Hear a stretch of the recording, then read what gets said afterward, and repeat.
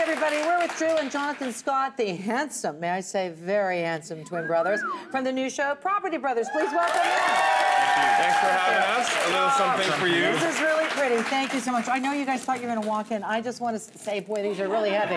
Well, it's either congrats on the new show or sorry about your Steelers. Yeah, oh yeah, that's exactly what it is. Thanks for coming in the show today. I'm going to give this to somebody over here. But anyway, let's talk about the show and how much fun you're having. But the fact is you're going to bring in some information to us today. Not just good looks. We got some information for you, too. Okay. The show is totally different than anything you're used to. We've got some humor in there. It's not the dry kind of design renovation show you're used to, and you'll learn a lot from it, too. Yeah. And basically, we're getting homeowners into their dream homes without busting their budget. Yeah. So this is then the question comes up to, when do you know when to reno, when do you know to leave it the same? And if you are going to reno, what kind of materials do you use? Because you're right, budget is key, but you want to give the house a facelift.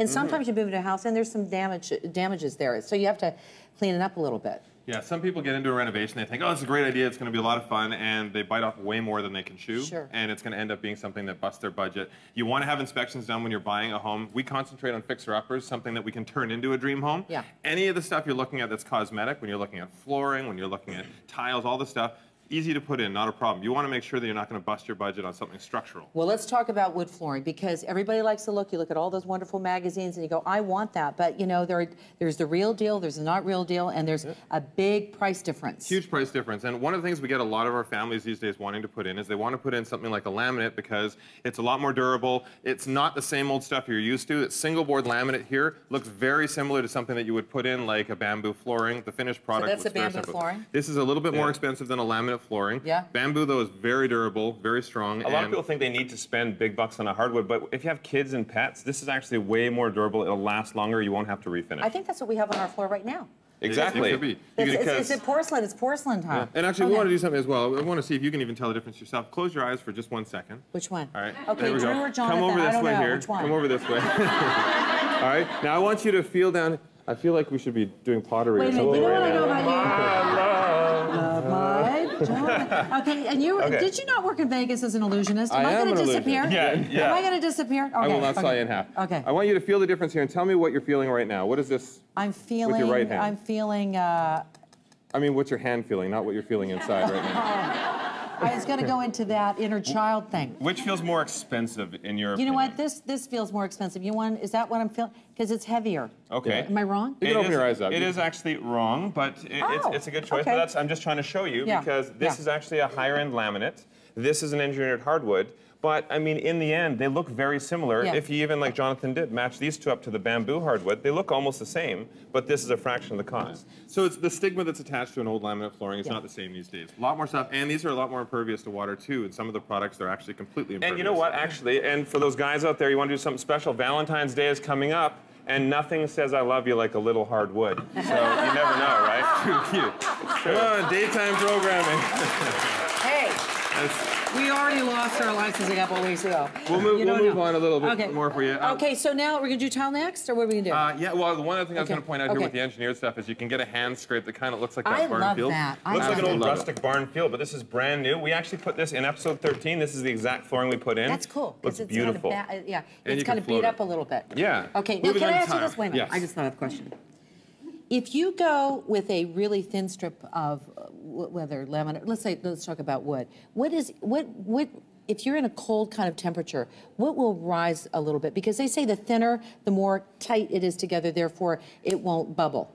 So you're worrying about movement with heat and buckling. Okay. Yeah. Well, what you can do, there are a couple different processes for putting it in. You can either pre-finish it, which is like this. You buy something from the store that's pre-finished, or you can post-finish it in. I find a lot more times if we finish it in place, you'll start to see as the wood expands and contracts, you'll see some cracks developing. So the great thing about the pre-finished stuff I find when you're putting it in is it can breathe a little bit. It's not going to split or show on the finish because it is already separate. It's a separate slab of wood. And keep in mind, if you're doing it yourself, a lot of people like to work on their own. If you are laying laminate in and the interlocking pieces don't go all the way to the wall. Leave a little gap on the end for it to move. That's when you get buckling, is when people go tight to the wall, and then as it expands and contracts, you start to bubble. Okay, let's talk about carpeting for just a moment. Carpet. You know, carpet is like, you know, it can be very expensive. So let's talk about when you know you should put it in, and what's a good budget kind of, you know, piece of advice. A nice thing as well with carpet when you're installing it, it's a quick thing. The guys can get in, and you know, all your big box stores like your Home Depots, your Ronas, all that, they have stuff that they'll do, you know, an entire house for $250, and all you have to do is buy the material.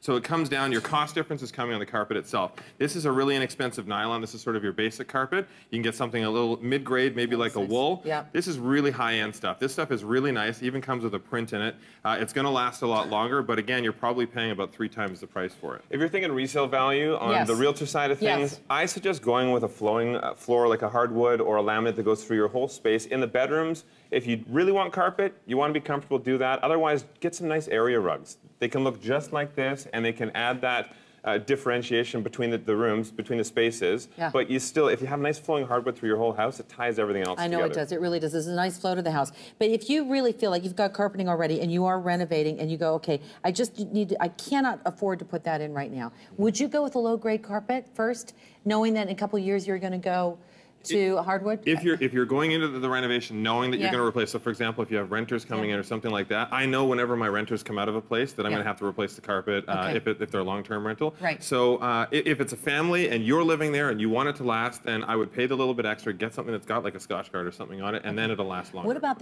also the padding underneath? That's got to be good, because if it isn't, the carpet won't last. Am I right? That's correct. It can wear a little bit more, and it's sound, especially if you're in a condo or between your floors. You don't want to have lots of clapping if you're in the basement, so you want to make sure to have a good underlay. And it'll also make a carpet feel a lot more expensive if you have a good padding underneath. We have so much more to talk about, but we're running out of time, and I'm very sad about this. I want to talk about kitchens. Do we have time to talk about a bit of kitchen? Yeah, do it. Go real quick on kitchen. Big thing Everyone loves kitchen. Yeah, big thing, you can spend a lot of money on your fixtures, and you know, it was great. Ginger's here in town gave us a waterworks piece to feature. This, for example, is an unpolished brass. It's going to have that aged patinaed look, but you're going to spend a couple $1,000s on something like this. You can go for something at your big box stores. It's only like $70. It's still chrome. It still looks new. It functions great, but this is a huge difference. You know, $1,600, $70. Where do you want to spend your money? Maybe more so on appliances. Yeah, Let's get your hands in here for 2 more seconds. Okay, 2 more seconds. Eyes closed. Feel these two here. Which feels more expensive to you? This or this? This does. It does. Now, opening your eyes, if you look at it, this from top, it actually does still look like a stone. Yeah. So there are a lot of laminate tops like this that you can have that actually are just as nice if you want to spend a little more money on the cabinet but save some money on the laminate, or the other way around, get a really nice stone countertop. You can go a little bit less expensive on a cabinet like this one we have right here on the end. It's a beautiful door, but it's actually put your money on the what? I would say you don't always have to spend more money on both, but I would myself put less money on the cabinet. You can get something that's beautiful like this. This is actually an MDF. It's not even a custom cabinet. Okay. You can see that there. And then get a nice granite countertop. All right, and then that way, you know, you still have a beautiful look. People would never know just staring from that until they open it up that it's not Will you solid. please come back again? We will come. Because there's so much more money. Because we all want to save money, and we want to do it the good-looking way.